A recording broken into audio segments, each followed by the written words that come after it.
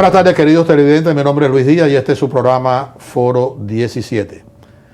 Este es un invitado que tenemos que tenerlo con mucha más constancia en el canal porque los acontecimientos internacionales y los conflictos en los que estamos envueltos son serios y quizás no se le dé el tratamiento adecuado.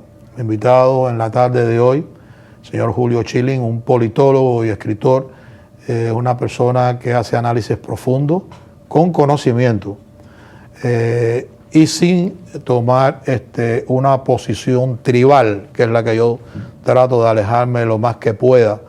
Y si no entiende lo que quiero decir con tribal, me refiero es que si soy católico, pues por arriba de todas las cosas tiene que ser basado en de esa manera, y no es así. Estoy tratando de analizar los temas que nos afectan a todos nosotros del tema, no de mi perspectiva o la perspectiva de otro grupo. Y ahí es donde nosotros creamos muchos organismos para poder lograr ese objetivo, pero lo que hacemos es que nos alejamos mucho más de ese objetivo y lo que hacemos es destruirnos.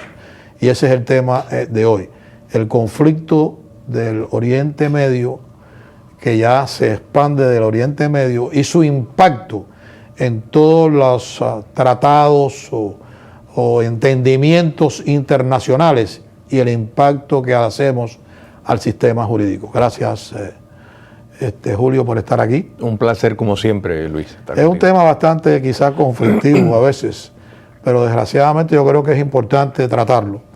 Y la situación del Oriente Medio nos da la posibilidad de poder hacer eso. El caso de ISIL, que está tomando una situación interesantísima, porque a la misma vez que nosotros lo estamos combatiendo para tratarlo de destruir, estamos a la misma vez pues dándole la posibilidad al que queríamos destruir que se pueda fortalecer. Es interesante este análisis.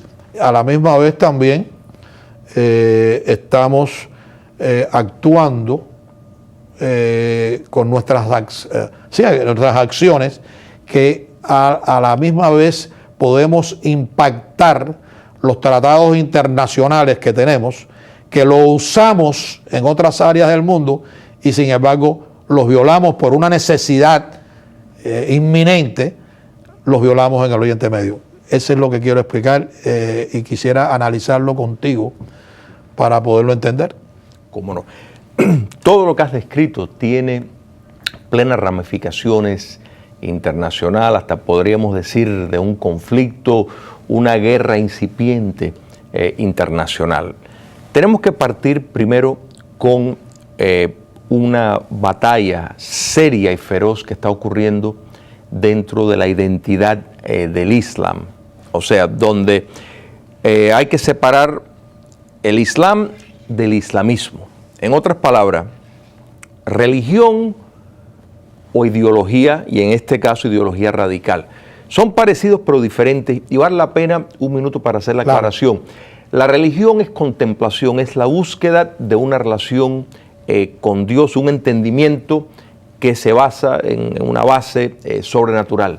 La ideología requiere la acción política. En otras palabras, absorbe de la religión, absorbe de la filosofía, pero al final es una receta que se expresa en una acción que busca el poder político. Eso es fundamental. Y si bien es cierto que el Islam se riega por medio, o sea, el factor de cohesión donde originó, que era básicamente, como lo describió uno de los fundadores de Arabia Saudita, una coalición de tribus, fue el hecho de la religión, fue el factor de cohesión entre todos esos tribus. Pero esa diferencia... Pero las tribus seguimos siendo tribus.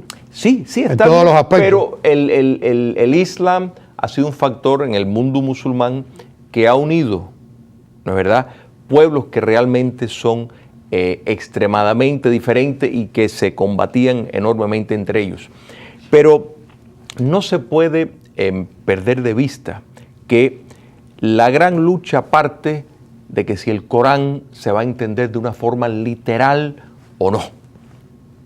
Porque las 6.236 o 37, creo que son versos en el Corán, pues tiene sus números que hablan del amor, la paz, la compasión, claro. Pero hay muchos más que hablan de la guerra, de la violencia, y que es una exaltación a la expansión de forma violenta. Entonces, esto hay que entenderlo, y si se aplica literalmente lo que se está leyendo, pues se puede entender lo que está haciendo el Estado Islámico. Pero eso no solamente sucede con el islamismo o con el Islam. En nuestra religión, por ejemplo, cristiana, si tú te quedas nada más en el Antiguo Testamento, vas a ver una gran parte del Antiguo Testamento que hace mucho énfasis en la violencia y en el castigo. Sí, ese es antes del Nuevo Testamento. El Nuevo Testamento, que es ahí donde venimos como cristianos, todos, porque seguimos a Jesús, viene con otro planteamiento, con el del perdón, con el del amor, con la paz, no con la violencia. Lo que sucede es que en el Islam se han quedado 2 o 3 mil años atrás, no ha venido ese profeta, como ha venido, como mencionan ellos a Jesús, no ha venido Jesús, el Hijo de Dios, a cambiar el mundo, sino ellos todavía están esperando por eso, como lo está esperando también los judíos. Y se mantienen también en el Antiguo Testamento, donde es violencia, donde es guerra, donde se puede justificar que para seguridad de mi pueblo yo tengo el derecho a conquistar tierras y a usar lo que tenga que usar para defender a mi pueblo. No, es decir, esa es la realidad. Pero, ¿estás de acuerdo o en desacuerdo? En acuerdo hasta cierto punto y en desacuerdo también. ¿En qué partes estás en acuerdo y en desacuerdo? El desacuerdo es que el Antiguo Testamento, el lanzamiento a la guerra, si se quiere llamar, o a la violencia, más bien era contra sectores específicos. Pero no importa de que sea. El Corán va contra todo el que no es musulmán. Eran los que trataban de dominarte. Pero yo creo que lo importante, que el punto que estás haciendo y es válido, es que ha habido una evolución de lo literal a lo figurativo. En otras palabras, se entiende que lo que se escribió en otro momento, pues en parte representa una forma de expresión en otro momento. Y eso es lo que no ha ocurrido con el Islam. ¿Me explico?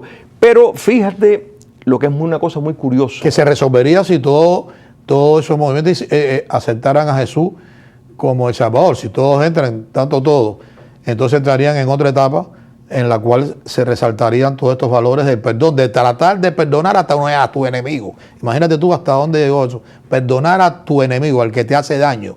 Darle al que te quiere no tiene virtud ninguna. Es querer al que no te quiere. Es donde tú creces como ser humano. Claro, pero mira, cuando examinamos la historia dentro del Islam y el territorio que fue controlado por el Islam, hubo periodos de paz. Claro. Y uno dice, bueno, ¿qué ocurrió? Bueno, no se aplicó literalmente el Corán. ¿Me explico? No se aplicó... o no se vieron ellos amedrentados por fuerzas que lo destruyeran.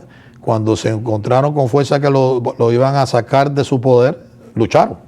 Mira, lo que estamos viendo ahora en esta contienda, porque curiosamente hay un consenso general en esta figura que el 90% de los musulmanes son moderados. No les interesa estar cortando cabezas. Pero ese otro 10%... O matando gente sin contar. Correcto.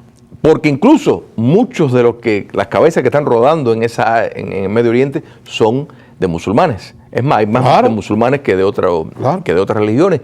Sin embargo, ese 10% tiene la hegemonía sobre la religión en el sentido político y tiene aterrorizado a ese 90%. ¿Tú dirías que ese 10% es el que controla todo lo que es la religión de musulmana? No el que la controla, pero cuando miramos que un 90%, por lo general, quitando excepciones, ha estado bastante mudo ante estos horrores. Cuando el 11 de septiembre fueron muy pocos los jeques musulmanes que abiertamente condenaron lo que ocurrió. Bueno, eso se debe más que a simpatía, a temor de ser víctima de lo que está ocurriendo precisamente. O sea... Pero hoy son aliados nuestros, ¿no?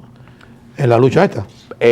Sí. Qatar, todos esos países. Arabia Saudita, sí. Entonces, tú mencionas Qatar, que la base norteamericana más grande en el mundo árabe está ahí, sin embargo. Por eso te digo, entonces... Hay una cantidad de inconsistencias y esto es entonces esos no son moderados, esos son radicales. Entonces esos radicales entonces están con nosotros ahora en esta guerra envueltos. Bueno, si te entiendo lo que dices. Cuando te refieres a Qatar y Arabia Saudita, por ejemplo, ellos le están dando, porque Arabia Saudita tiene 30.000 soldados en su frontera para evitar que fuerzas de ISIS entren. Su seguridad. Porque, ojo, la seguridad ISIS de ellos considera que Arabia Saudita no es lo suficientemente islámico. Claro. Porque lo que estamos hablando, y en esto lo podemos entrelazar con tu planteamiento, es tener un Estado charía, es tener una dictadura charía. De eso es lo que estamos hablando, que la ley charía sea la dogma política del país. Entonces, fíjate que ISIS rompe con Al Qaeda por considerarlos no lo suficientemente fundamentalistas. Entonces, pues, estamos hablando de ver quién puede aplicar literalmente un llamado a una guerra mundial contra todos, no solo los que no son musulmanes, sino los musulmanes que ellos consideran infieles. Entonces, realmente, en esta lucha, el mundo libre tiene que confrontar no solo en el terreno bélico, sino también ideológicamente.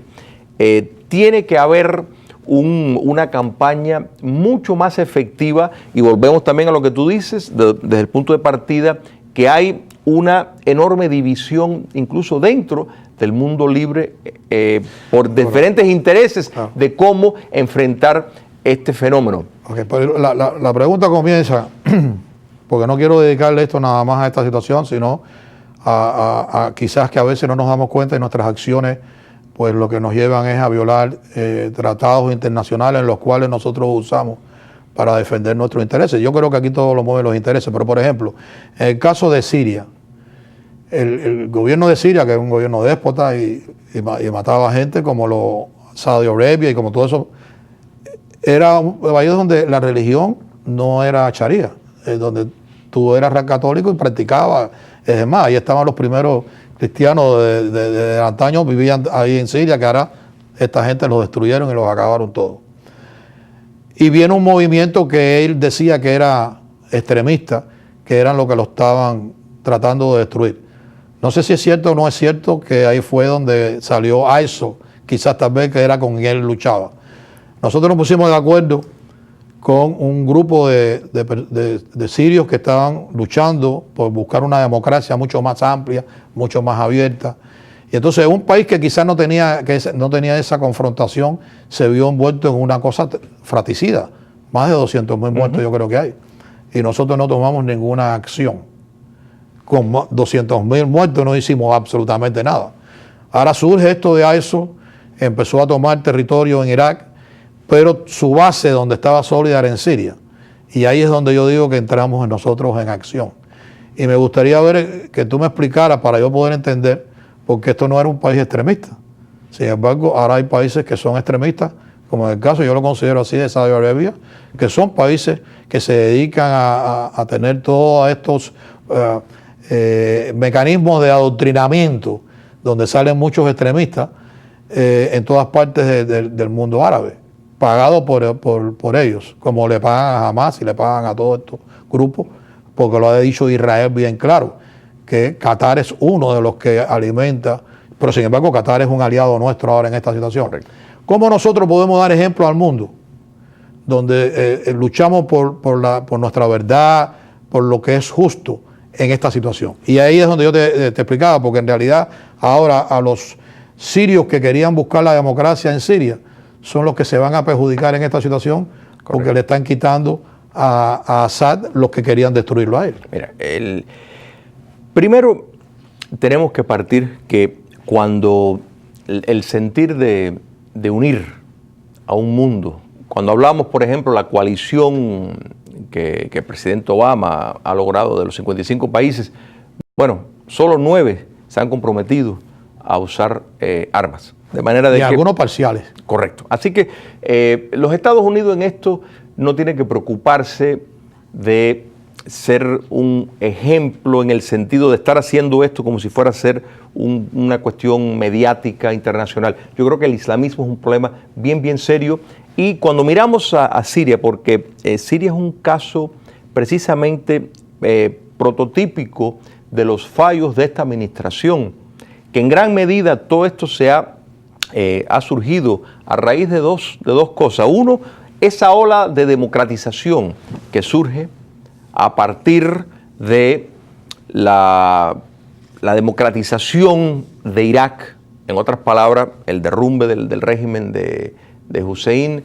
Se establecen elecciones en un país con 6 fronteras de países musulmanes.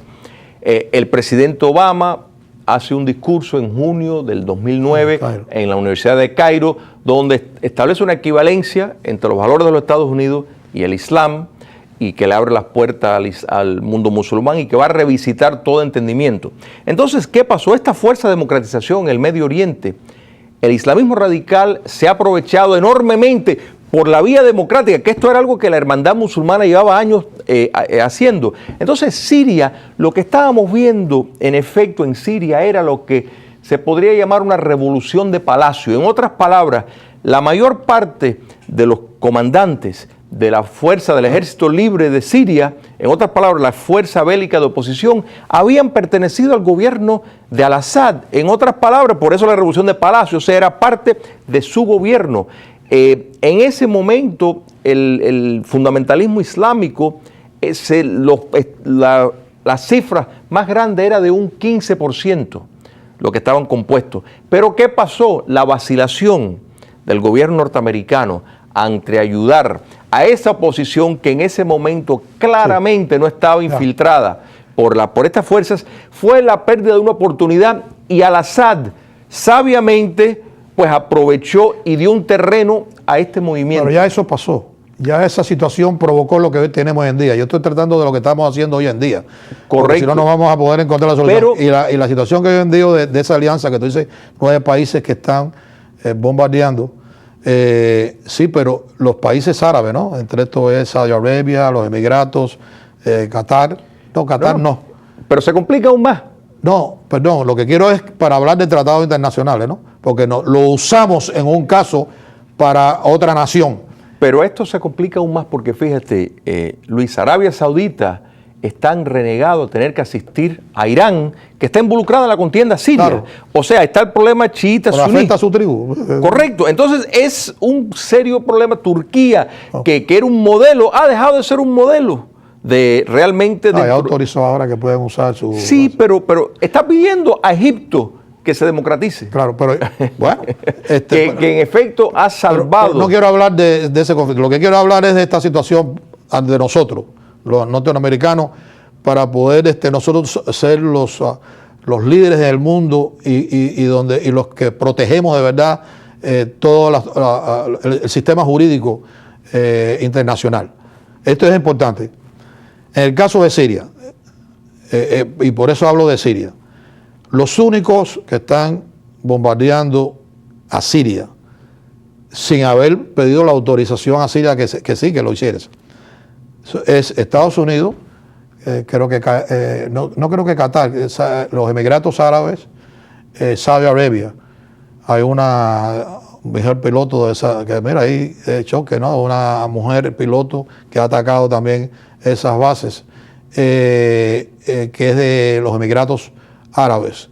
Están participando junto con Estados Unidos. Sin embargo, Francia, Inglaterra, no están participando, ni Francia, en Siria, porque parece que hay un tratado internacional que ningún país independiente que no le hemos declarado la guerra podemos nosotros atacar. En este caso Estados Unidos, la justificación que hace es producto de que como Irak le pide que lo defienda, y ahí hay la base sólida de ISO, pues tiene el derecho a hacerlo. Hubo un problema donde se ha unido la OTAN y han habido conflictos en el caso de Rusia, que ha ayudado a intervenirse en un país independiente como es Ucrania, que no importa que en el pasado fue parte de su territorio, pero ya es independiente y no tiene el derecho a hacerlo. ¿Cómo nosotros podemos jugar con eso a nivel internacional? con esta situación que está pasando ahora, desgraciadamente, en el caso de Siria, y ahora de poderle seguir con las sanciones o aumentar las sanciones con Rusia en el caso de Ucrania? Bueno, primero hay que ver un tratado internacional, la fuente de su justicia, porque se basa en un modelo jurídico, un modelo de justicia, de dónde parte. Y hay que mirar cada caso de forma aislada. Por ejemplo, ningún tratado que le respete la soberanía a un pueblo que está subyugado, que está en manos de una dictadura, realmente se le puede considerar legítimo. En otras palabras, entonces, para nosotros Saudi Arabia no puede ser legítimo. Qatar no puede ser legítimo. Bueno, pregunto yo. China no puede ser legítimo. Efectivamente. Y entonces, ¿cómo tenemos nosotros tratados? Pero es que tú fíjate, hablas de China. Efectivamente, los Estados Unidos no debían observar una serie de tratados cuando los chinos descaradamente le están haciendo una guerra simétrica, robándole tecnología, infiltrando. Muchas cosas. Entonces, de manera de que efectivamente hay que responsabilizar. Arabia Saudita no es posible que tenga relaciones con los Estados Unidos y que se tolere que la monarquía absolutista de Arabia Saudita esté permitiendo que sus jeques estén financiando el terrorismo. No es permitido. Yo creo que cualquier gobierno norteamericano tiene que plantearle a Arabia Saudita: si estás con nosotros, si estás en una relación con nosotros diplomáticas, no es posible. O lo paras tú o lo paramos nosotros. Eso hay que hacerlo porque eso envía el mensaje claro del plan de acción que deberían de tomar, llámese Arabia Saudita o llámese Irán. Entonces, está justificado, basado en lo que tú me explicas, de que no importa ningún tratado internacional que diga que no debemos intervenir en un país independiente si no tenemos un conflicto con ellos, ¿no? Una guerra, que ya eso es otra cosa que hemos declarado, no importa. O sea, que cualquier nación que se sienta que puede ser afectada o agredida tiene el derecho y no viola ningún derecho internacional. Totalmente. Es más, un Estado tiene la obligación de proteger a sus ciudadanos. Las propias Naciones Unidas ha establecido normas que le llama la obligación del Estado de proteger a sus ciudadanos. No solo de protegerlos, sino también de evitar que lancen guerras contra el resto del mundo. Entonces, si Siria, que quitando el hecho de que es una dictadura, si Siria no puede prevenir que el Estado Islámico desde su territorio esté operando y esté llevando la guerra al resto del mundo, pues el resto del mundo tiene el derecho de invadir a Siria, porque Siria es incapaz de controlar lo que está dentro de su frontera. Pierde su derecho a soberanía cuando, aunque fuera democrático, pierde su validez si no puede controlar lo que está ocurriendo dentro de su territorio, porque lo que está ocurriendo, en efecto, está lanzando una guerra hacia afuera. Entonces, quiere decir con esto, en el caso, por ejemplo, de Ucrania, Rusia, que se puede sentir que esté afectada y que pueda impactarle porque está al lado del territorio que está siendo bombardeado, donde la mayoría de la población que vive ahí es rusa, ¿tiene el derecho entonces a intervenir y quitar Ucrania? No. Rusia puede almacenar sus tropas en su lado de su frontera, pero si quiere. No dice que te da el derecho a poder atacar y entrar, dijiste tú ahora. Esos separatistas son ciudadanos ucranianos. No importa que pero si los separatistas quieren ser rusos y hacen un plebiscito y dicen que quieren ser rusos, Ucrania tú no lo aceptas. Porque Ucrania, primero, la diferencia entre el gobierno de Ucrania y el gobierno, o sea, el régimen que hay en Siria, digamos, es muy diferente. De manera de que... pero no vamos a analizar eso. Estamos analizando cómo lo deben de percibir los países. Ucrania es lo que tú me hablaste. Ucrania es una democracia y tiene su modelo democrático para solucionar sus problemas internos. Ucrania entró primero en destruir, a través de la violencia, quitar un sistema, no sé si era bueno, malo, regular, pero que había sido elegido democráticamente por Ucrania. Lo eliminó a la fuerza y después hizo una elección donde se eligió ahora a un presidente democrático, que no en toda la parte del territorio ucraniano participó en esta elección.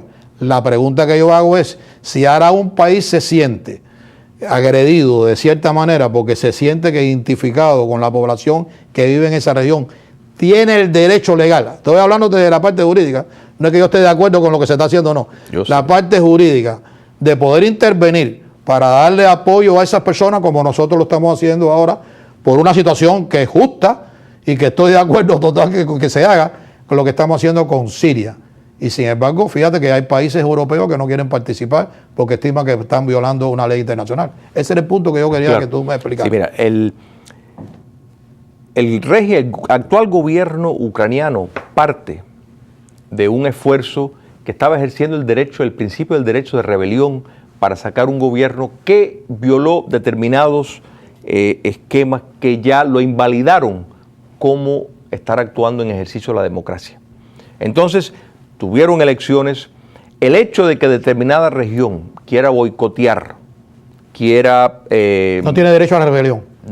No, porque es parte... Unos sí, pero otros no. No, sí, porque si ellos decidieron no participar, ellos no fueron excluidos.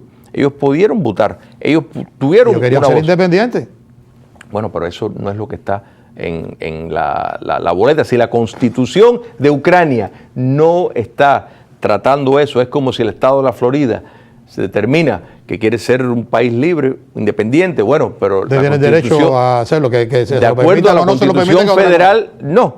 Habría que ver la Constitución nacional, cómo es que... Pero estábamos hablando de medidas internacionales, es decir, cuando tú me hablaste de que un país no puede intervenir a otro siendo independiente si no tiene un conflicto y se le declara una guerra a ese país. Si eso no se hace, pero sin embargo, si ve que ese país puede afectarlo, no solamente a su pueblo, sino a los intereses de otras personas, tiene el derecho, no le impide ese tratado internacional a intervenir. Primero, Rusia... Es lo que yo te... Sí, Rusia ya invadió de una forma encubierta, en otras palabras, con operativos que estaban disfrazados de ucranianos. No, invadió. ¿Te das cuenta? O sea, que fue una invasión de facto, no de jure, no legalmente. Entonces, han estado alimentando lo que un movimiento... Habría que ver realmente cuál es el pulso, cuál es el sentir popular en esa región si no hubiera sido por la infiltración rusa previo a todo eso que vimos.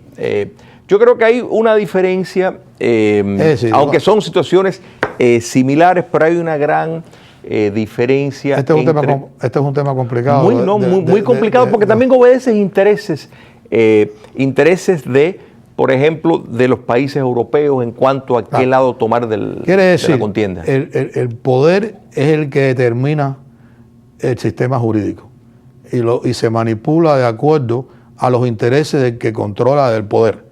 Y eso es lo que están tratando de hacer ISIL, de poder controlar para poder manipular todo el sistema. ¿No? Sí, es que mira, el Estado Islámico considera que está operando dentro de la ley Sharia, o sea, que para ellos están operando. Está correcto lo que están haciendo. Gracias, Julio, por haber estado aquí. A ustedes los veo el próximo domingo. Estoy seguro que con otro programa va a ser de su agrado. Muy buenas tardes.